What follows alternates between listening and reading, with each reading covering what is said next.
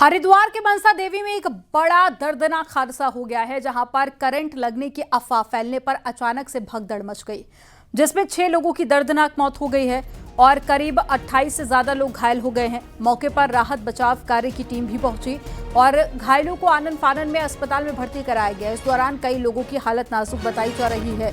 हादसे पर सीएम पुष्कर सिंह धामी ने दुख जताया और मौके पर राहत बचाव की टीम और अधिकारियों को जरूरी निर्देश भी दिए गए।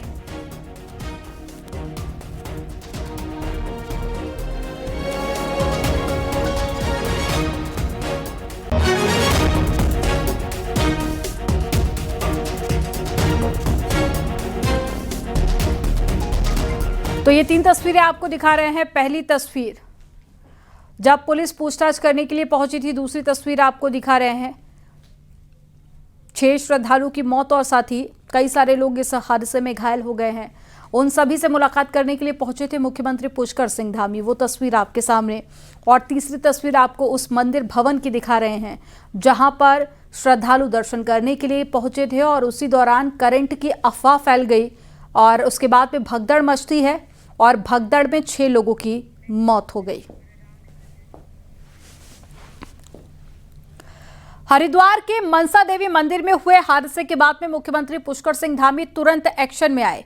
सीएम पुष्कर सिंह धामी ने हादसे की जांच के लिए आदेश दे दिए हैं। हादसे की मजिस्ट्रियल जांच के आदेश मुख्यमंत्री ने दिए हैं और हादसे के तुरंत बाद मुख्यमंत्री धामी हरिद्वार पहुंचे थे और यहां पर जिला अस्पताल पहुंचकर घायलों से मुलाकात की। साथ ही मुख्यमंत्री धामी ने मनसा देवी ट्रस्ट के पदाधिकारियों से बातचीत की।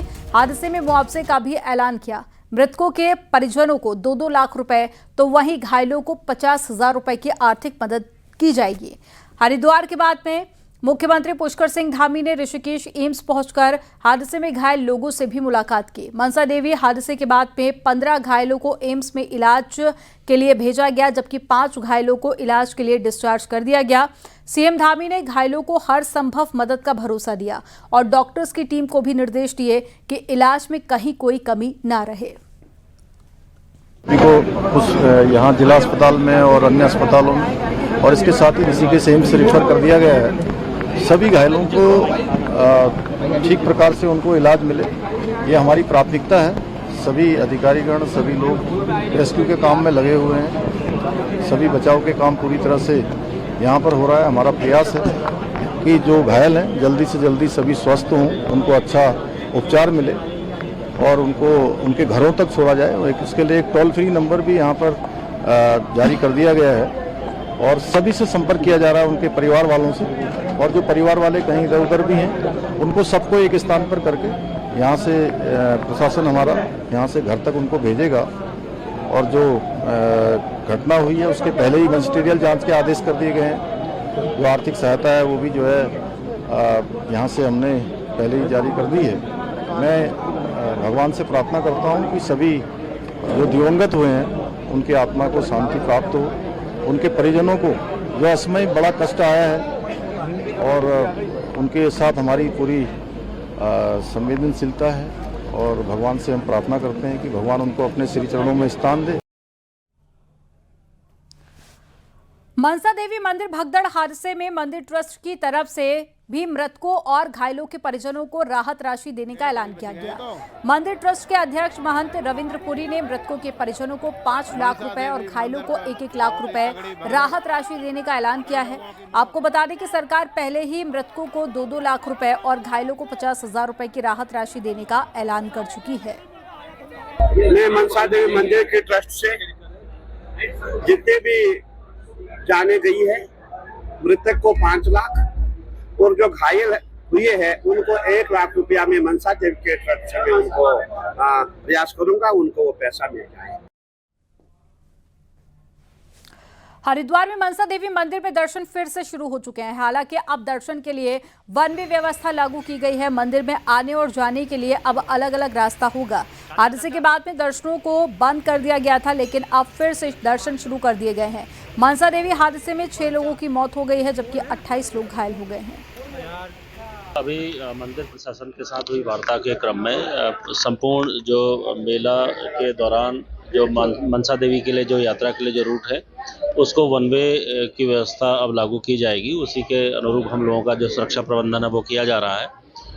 इसमें एक सीढ़ियों के माध्यम से लोगों को वापस एग्जिट निकाला जाएगा, बाकी जो रोड है उससे एंट्री ली जाएगी। इस तरीके से भी एक व्यवस्था हम लोगों के द्वारा बनाई गई है।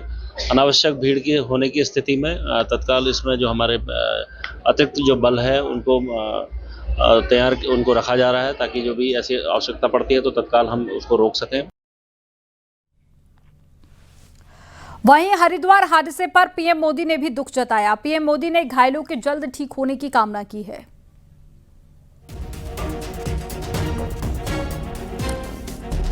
तो इस हादसे पर प्रधानमंत्री नरेंद्र मोदी की तरफ से भी दुख जताया गया है। घायलों के जल्द ठीक होने की कामना की है पीएम ने और स्थानीय प्रशासन को निर्देश दिए हैं कि राहत और बचाव कार्य शीघ्र से शीघ्र करें।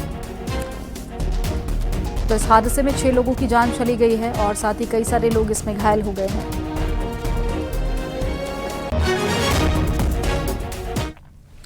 मनसा देवी में हुए दुखद हादसे पर सांसद अनिल बलूनी ने भी दुख जाहिर किया। उन्होंने कहा कि वो भगवान से कामना करते हैं कि भगदड़ में जो घायल हुए हैं उन्हें जल्द स्वस्थ करें। उन्होंने मृतक परिवारों के प्रति अपनी संवेदना व्यक्त की है। हम लोग जब रास्ते में थे, हमें सूचना मिली है कि हरिद्वार में मनसा देवी मंदिर वहाँ भगदड़ हुई है और उसमें कुछ लोगों के हताहत होने की भी उनको जानकारी मिली है, कुछ लोगों के घायल होने की भी जानकारी मिली है। इसके लिए हम बहुत संवेदनाएं प्रकट करते हैं। जो लोग घायल हैं उनके जल्दी से स्वास्थ्य होने की भी कामना करते हैं। भगवान बद्री विशाल सबको वहाँ सकुशल रखे, अधिकांश लोग सब ठीक हमारे वहाँ पर हो जाए, ऐसी हम कामना करते हैं। मनसा देवी हादसे पर कैबिनेट मंत्री सतपाल महाराज ने भी दुख जताया है और घायलों के जल्द ठीक होने की कामना की है। कैबिनेट मंत्री सतपाल महाराज हरिद्वार के प्रभारी मंत्री भी हैं। फिलहाल वो उत्तराखंड से बाहर जयपुर की यात्रा पर हैं। मनसा देवी मंदिर स्थित के मार्ग पर भगदड़ में 6 लोगों की मौत हो गई है, कुछ लोग घायल हैं। सरकार ने जांच के आदेश दे दिए हैं और ये आदेश दिए गए हैं कि जो घायल लोग हैं उनका उपचार कराया जाए। इसके साथ साथ मृतकों के प्रति मेरी गहरी संवेदना है। भगवान उनकी आत्मा को शांति दे। सरकार की इस घटनाक्रम के ऊपर कड़ी नज़र है।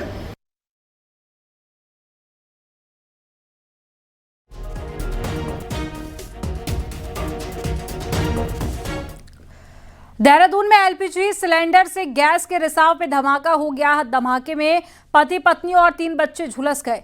बिजली की तार से स्पार्किंग के बाद में ये धमाका हुआ था। पटेल नगर के घर में धमाके से हड़कंप मच गया। वहीं सभी घायल दून अस्पताल में भर्ती हैं, जहां इनका इलाज हो रहा है।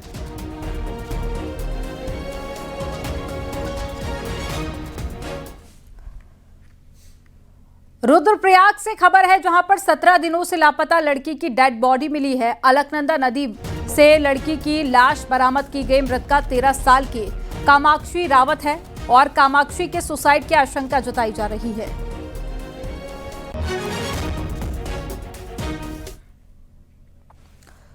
उत्तरकाशी में लगातार बारिश के चलते भूस्खलन की स्थिति बनी हुई है। यमुना घाटी के कोठार मार्ग पर पहाड़ टूटकर सड़क पर आ गया। इस दौरान कुछ लोगों ने वहां से भागकर अपनी जान बचाई। पहाड़ों में बरसात के कारण कई जगह पर लैंडस्लाइड हो रहे हैं।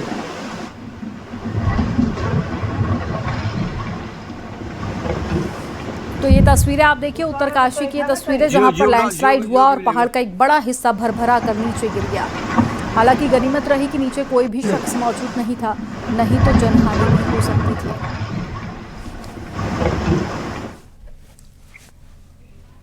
बागेश्वर के कपकोट के ऊपरी इलाकों में हुई भारी बारिश के चलते जनजीवन प्रभावित हो गया। सरयू नदी उफान पर बह रही है, जिससे कि संगम घाट पूरी तरह से जलमग्न हो गया। बारिश का असर खास तौर पर कपकोट तहसील में देखने को मिल रहा है, जहां पर 1 दर्जन से ज्यादा सड़कें मलबा और भूस्खलन के कारण बाधित हो गई हैं।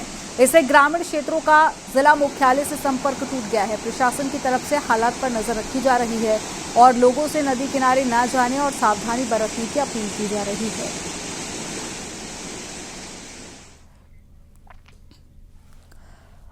प्रधानमंत्री नरेंद्र मोदी के मन की बात कार्यक्रम में आज उत्तराखंड के कीर्ति नगर के लोगों की तारीफ की गई, जिसमें पहाड़ों में वेस्ट मैनेजमेंट किस तरह से किया जा रहा है इसका जिक्र किया गया। उन्होंने कहा कि उत्तराखंड में कीर्ति नगर के लोग पहाड़ों में वेस्ट मैनेजमेंट की नई मिसाल कायम कर रहे हैं। साथियों, स्वच्छता को लेकर हमारे शहर और कस्बे अपनी जरूरतों और माहौल के हिसाब से अलग अलग तरीकों से काम कर रहे हैं और इनका असर सिर्फ इन शहरों तक नहीं है, पूरा देश इन तरीकों को अपना रहा है। उत्तराखंड में कीर्तिनगर के लोग पहाड़ों में वेस्ट मैनेजमेंट की नई मिसाल कायम कर रहे हैं। उत्तराखंड के मुख्यमंत्री पुष्कर सिंह धामी हार्डकोर हिंदुत्व विचारधारा के नए चेहरे के रूप में राष्ट्रीय स्तर पर उभरते हुए दिखाई दे रहे हैं। उनके हालिया फैसलों ने न सिर्फ उत्तराखंड की राजनीति को बदला, बल्कि संघ और बीजेपी के वैचारिक एजेंडे को भी नई धार दे दी है। आपको रिपोर्ट में दिखाते हैं।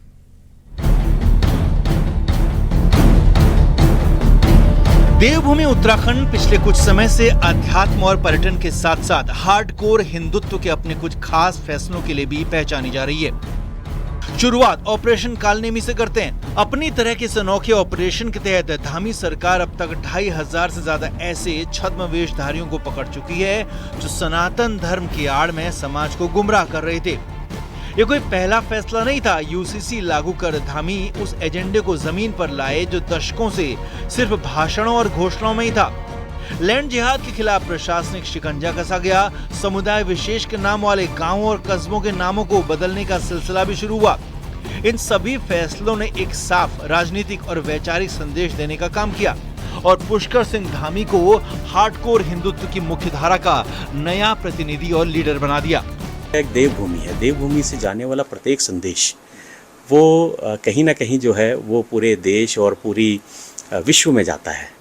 तो इस प्रकार जो धामी जी हैं, इन्होंने चाहे 4 धाम की यात्रा हो और चाहे हम ये कहें कि अभी कांवड़ सावन का भी महापर्व अभी निश्चय ही जो है राष्ट्रवाद को बढ़ावा मिल रहा है, निश्चय ही जो है विकास कार्य आगे बढ़ रहे हैं और निश्चय ही जो है मैं कहूँगा कि इसी प्रकार से आगे बढ़ते हुए तो देश जो है जिस परम वैभव को प्राप्त करना चाहता है उसकी प्राप्ति। देखिए, जो आरएसएस है उसका एक ही गुण है, एक ही धर्म है, राष्ट्र सर्वोपरि।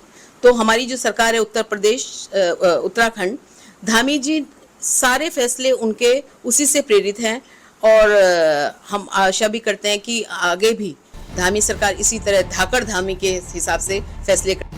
पुष्कर सिंह धामी पहले मुख्यमंत्री बने और उत्तराखंड वो पहला राज्य जिसने जनसंघ के जमाने से लंबित यूनिफॉर्म सिविल कोड को धरातल पर उतारा। ऐसे फैसलों के जरिए न सिर्फ एक अहम वैचारिक लक्ष्य पूरा किया गया, बल्कि धामी ने संघ, संगठन और सरकार में अपनी स्थिति और मजबूत बना ली।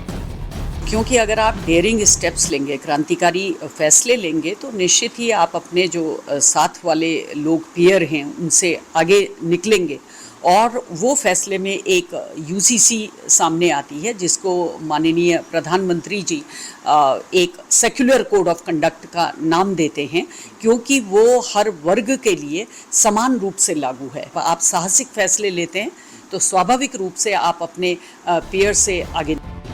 ये सिर्फ प्रशासनिक फैसले नहीं बल्कि वैचारिक क्रांति के संकेत हैं। धामी उस दिशा में आगे बढ़ रहे हैं जहां से एक नई पीढ़ी की लीडरशिप तैयार हो रही है। धामी के फैसलों को संघ की विचारधारा का विस्तार माना जा रहा है और यही वजह है कि उन्हें अब राष्ट्रीय पटल पर हिंदुत्व के नए पोस्टर बॉय के तौर पर देखा जा रहा है। देहरादून से न्यूज़ 18 के लिए सुनील नवप्रभात की रिपोर्ट। धामी उस दिशा में आगे बढ़ रहे हैं जहां से एक नई पीढ़ी की लीडरशिप तैयार हो रही है। धामी के फैसलों को संघ की विचारधारा का विस्तार माना जा रहा है। यही वजह है कि उन्हें राष्ट्र पटल पर अब हिंदुत्व के एक नए पोस्टर बॉय के तौर पर देखा जा रहा है। सुनील नवप्रभात, न्यूज़ 18 देहरादून।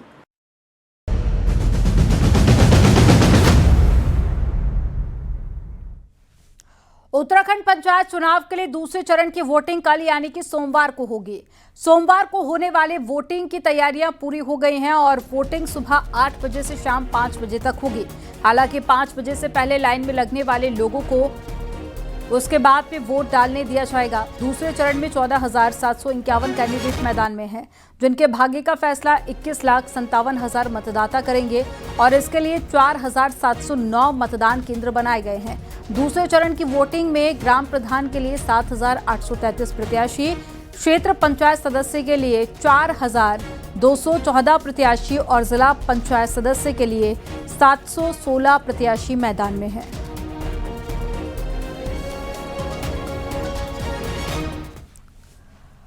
पंचायत चुनाव में दूसरे फेज के लिए भीमताल से पोलिंग पार्टियां रवाना हो गई हैं। 4 पार्टियां कल रवाना हुई हैं और 86 मतदान पार्टियों को आज रवाना कर दिया गया है। भीमताल में कुल 90 मतदान केंद्रों में मतदान होना है। हालांकि दूसरे फेज में भी मौसम और आपदा का संकट बना हुआ है, तो टेंशन प्रशासन के सामने है। वहीं पहले चरण में हुए कुछ कर्मचारियों की तबीयत खराब होने के बाद में इस बार क्षेत्र में मेडिकल टीमों को लगाया गया है।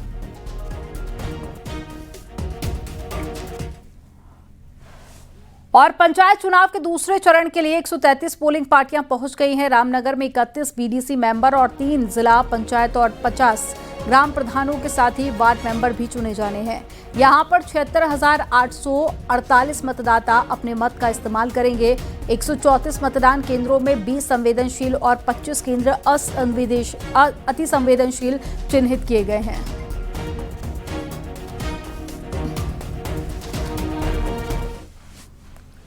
अट्ठाईस जुलाई को उत्तराखंड में पंचायत चुनाव के दूसरे चरण का मतदान होना है। इस मतदान से ठीक पहले रविवार को पोलिंग पार्टियां पहुंच चुकी हैं।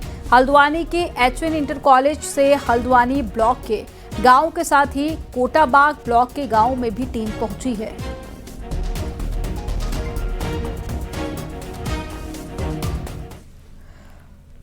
उत्तरकाशी में त्रिस्तरीय पंचायत चुनाव के दूसरे चरण के लिए रविवार को सभी पोलिंग पार्टियां मतदान केंद्र पहुंच गईं।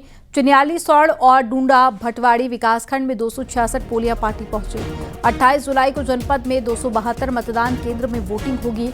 जिले में दूसरे चरण के लिए 1,37,025 मतदाता मतदान करेंगे और साथ ही प्रत्याशियों के भाग्य का फैसला लेंगे।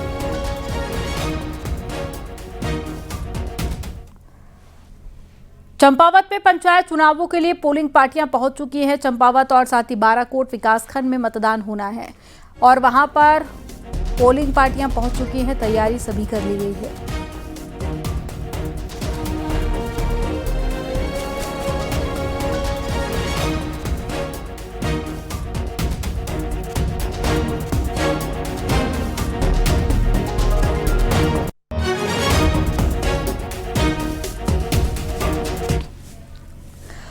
सोमवार को होने वाले दूसरे चरण के मतदान के लिए सहसपुर से पोलिंग पार्टियों की गाड़ियां दलदल में फंस गई और यहां पर पार्किंग में खड़ी गाड़ियों को बाहर निकालना मुश्किल हो गया, जिसके बाद में ट्रैक्टर की मदद से गाड़ियों को खींचा गया। साथ ही साथ लोगों ने धक्का लगाकर भी गाड़ियों को निकाला। गाड़ियों को निकालकर पोलिंग पार्टियों को रवाना किया गया। तस्वीरें सहसपुर ब्लॉक के गुरु राम राय इंटर कॉलेज के बाहर पार्किंग सेंटर की है। तस्वीरों में देखा जा सकता है यहाँ पर भारी बारिश के बाद दलदल में वाहन फंस चुके हैं। जो पोलिंग पार्टियां यहाँ से रवाना होनी थी उनके वाहन यहाँ पर फंसे हुए हैं। यहाँ पर अब ट्रैक्टर के माध्यम से वाहनों को निकाला जा रहा है और धीरे धीरे इन वाहनों को निकालकर यहाँ से पोलिंग सेंटर के लिए रवाना किया जा रहा है। कुलदीप चौहान, न्यूज़ 18 सहसपुर। अल्मोड़ा में चुनाव ड्यूटी पर गई महिला अधिकारी के साथ में छेड़छाड़ की घटना के बाद में दूसरे चरण के लिए चिंता और भी ज्यादा बढ़ गई है। हालांकि आरोपी सेना के जवान के खिलाफ मामला दर्ज किया गया, लेकिन दूर दराज के इलाकों में महिला कर्मचारी और अधिकारी पर घर कैसे सुरक्षित वो वापस लौटेंगी, इसे लेकर अभी भी सवाल खड़े हो रहे हैं। आपको रिपोर्ट में दिखाते हैं।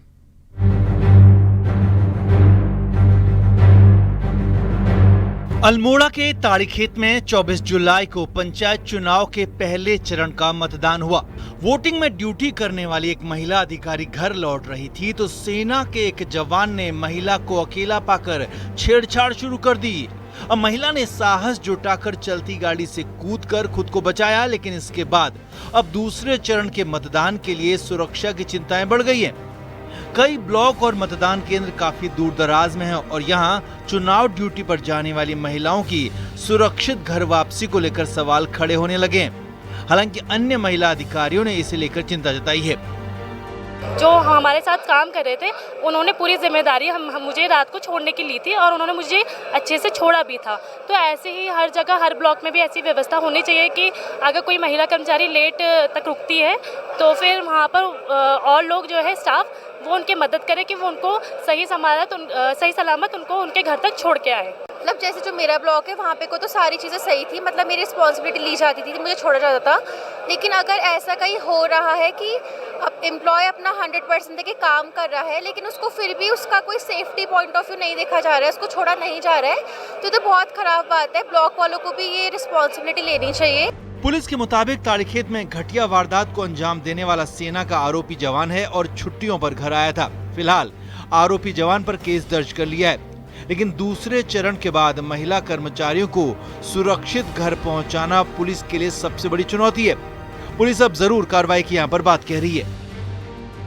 देखिए, रानीखेत में जो ये घटना हुई है ये थोड़ी दुर्भाग्यपूर्ण है। हालांकि हमने उसमें तुरंत कार्रवाई करते हुए उसमें एफआईआर दर्ज कर ली है। एफआईआर दर्ज कर उसमें विवेचना की जा रही है। जो आरोपी है उसका पता लगा लिया गया है, उसकी तलाश की जा रही है। मैं ये कह सकता हूँ कि उसके खिलाफ शीघ्र ही जितनी जल्दी उसके खिलाफ उचित वैधानिक कार्रवाई की जाए। ताड़ीखेत के आरोपी सेना के जवान को तो उसकी करतूत की सजा जरूर मिलेगी, लेकिन इस घटना ने महिला सुरक्षा पर गंभीर सवाल खड़े कर दिए हैं, और वो भी तब जबकि चुनाव जैसी महत्वपूर्ण जिम्मेदारी वो निभा रही हैं। और ये सिर्फ अल्मोड़ा का मामला नहीं है, बल्कि पूरे प्रदेश में चुनाव ड्यूटी कर रही महिलाओं को सुरक्षित घर तक पहुँचाना प्रशासन और सिस्टम की जिम्मेदारी है। अल्मोड़ा से न्यूज़ 18 के लिए किशन जोशी की रिपोर्ट।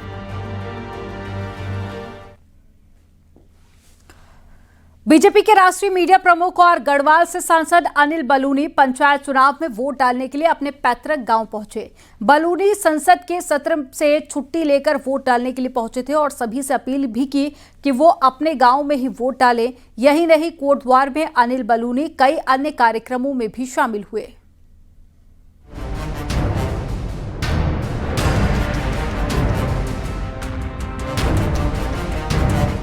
गढ़वाल सांसद अनिल बलूनी ने अपने गांव में वोट की जो मुहिम चलाई थी अब भी उसे बदस्तूर जारी रखे हुए हैं। इसीलिए पंचायत चुनाव में वोट डालने के लिए अनिल बलूनी अपने गांव पहुंचे, और वो भी तब जब देश में संसद का सत्र चल रहा है।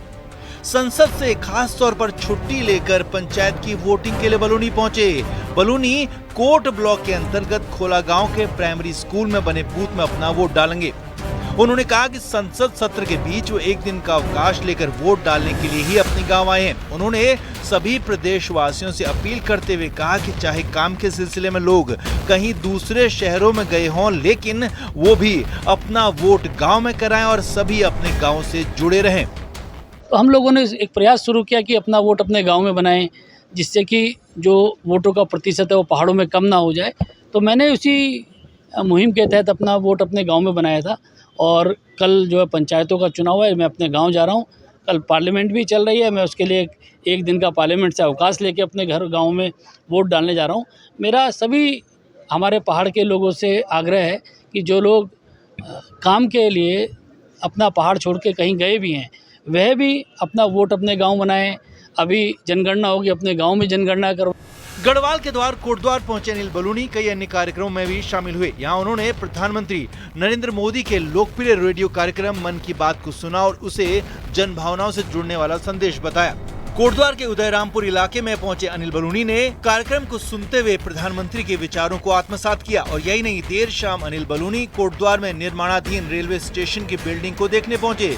उन्होंने कहा कि कोटद्वार से नजीबाबाद के लिए चलने वाली ट्रेन में कोच की संख्या बढ़ाई जाएगी और साथ ही कोटद्वार से जयपुर के लिए भी जल्द ही ट्रेन की शुरुआत की जाएगी। अनिल बलूनी लगातार अपने क्षेत्र के दौरे पर पहुंच रहे हैं और लोगों के बीच में जा रहे हैं। यहाँ भी वो कार्यकर्ताओं के बीच पहुंचे, लोगों के बीच पहुंचे और हर तरह की मदद का भरोसा दिया। कोटद्वार से अनुपम भारद्वाज के साथ ब्यूरो रिपोर्ट, न्यूज़ 18। यहाँ रुकेंगे एक छोटे से ब्रेक के लिए, आप देखते रहिए न्यूज़ 18।